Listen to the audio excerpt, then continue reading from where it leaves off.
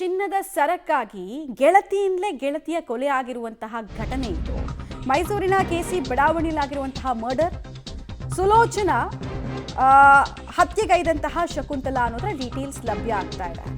ಪ್ರಮುಖವಾಗಿ ಉಸಿರುಗಟ್ಟಿಸಿ ಕೊಲೆಗೈದು ಮೈಮೇಲಿದ್ದ ಚಿನ್ನವನ್ನ ಶಕುಂತಲಾ ಕದ್ದೊಯ್ದಿರುವಂತಹ ಡೀಟೇಲ್ಸ್ ಲಭ್ಯ ಆಗ್ತಾ ಇದೆ. ಮಾರ್ಚ್ 5ನೇ ತಾರೀಕು ನಡೆದಿರುವಂತಹ ಘಟನೆ ತಡವಾಗಿ ಬೆಳಕಿಗೆ ಬರ್ತಾ ಇದೆ.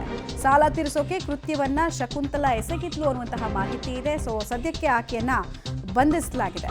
ಚಿನ್ನದ ಸರಕ್ಕೋಸ್ಕರ ಸ್ನೇಹವನ್ನು ಮರೆತು ತನ್ನ ಸೆಲ್ಫಿಶ್ನೆಸ್ ಅನ್ನ ತೋರಿಸಿರುವಂತಹ ಶಕುಂತಲಾ ಈಗ ಅರೆಸ್ಟ್ ಆದಂತಹ ಆರೋಪಿ. ಆಕೆಗೆ 42 ವರ್ಷ ವಯಸ್ಸಾಗಿತ್ತು ಅನ್ನೋದು ಗೊತ್ತಾಗ್ತಾ ಇದೆ. ಸ್ನೇಹದ ದುರ್ಬಳಕೆ ಅಥವಾ ಸ್ನೇಹನೇ ಇರಲಿಲ್ಲ, ಕೇವಲ ಈಕೆಯ ಚಿನ್ನಕ್ಕೋಸ್ಕರ ಸ್ನೇಹ ಬೆಳೆಸಿದ್ಲು ಅನ್ನುವಂತಹ ಮಾತು ಕೇಳಿ ಬರ್ತಾ ಇದೆ.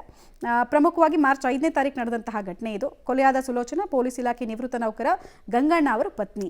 5ನೇ ತಾರೀಕು ಮನೆಗೆ ಬಂದ ಸುಲೋಚನಾರನ್ನ ಉಸಿರುಗಟ್ಟಿಸಿ ಶಕುಂತಲಾ ಕೊಲೆ ಮಾಡಿ ಮೃತದೇಹದ ಮೇಲಿದ್ದ ಚಿನ್ನದ ಸರವನ್ನ ಕಳಚಿ ಎಸ್ಕೇಪ್ ಆಗಿರ್ತಾಳೆ. ನಂತರ ಪ್ರಜ್ಞೆ ತಪ್ಪಿ ಬಿದ್ದು ಹೋದ್ರು ಅಂತ ಸುತ್ತ ಮನೆಯವರನ್ನ ಶಕುಂತಲಾ ನಂಬಿಸ್ತಾಳೆ. ಅನುಮಾನದೊಂದಿಗೆ ಪೊಲೀಸರು ವಿಚಾರಣೆ ನಡೆಸಿದಾಗ ಕೃತ್ಯ ಬಯಲಾಗಿದೆ. ಇವರಿಬ್ಬರು ಒಂದೇ ಬೀದಿಯ ನಿವಾಸಿಗಳು. ಅಡಿಗೆ ಕೆಲಸ ಮಾಡ್ಕೊಂಡಿದ್ದ ಶಕುಂತಲಾ ಕುಟುಂಬ ಸಾಲದ ಸುಳಿಯಲ್ಲಿ ಸಿಕ್ಕಾಕೊಂಡಿತ್ತು. ಸಾಲ ತೀರಿಸೋದಕ್ಕೆ ಇಂಥ ಕೃತ್ಯವನ್ನು ಎಸಗಿದ್ದಾಳೆ ಅನ್ನೋದು ಗೊತ್ತಾಗ್ತಾ ಇದೆ. ಆಲ್ಮೋಸ್ಟ್ ಈ ಕದ್ದ ಸರದ ಮೌಲ್ಯ 1.5 ಲಕ್ಷದಷ್ಟು ಇತ್ತು.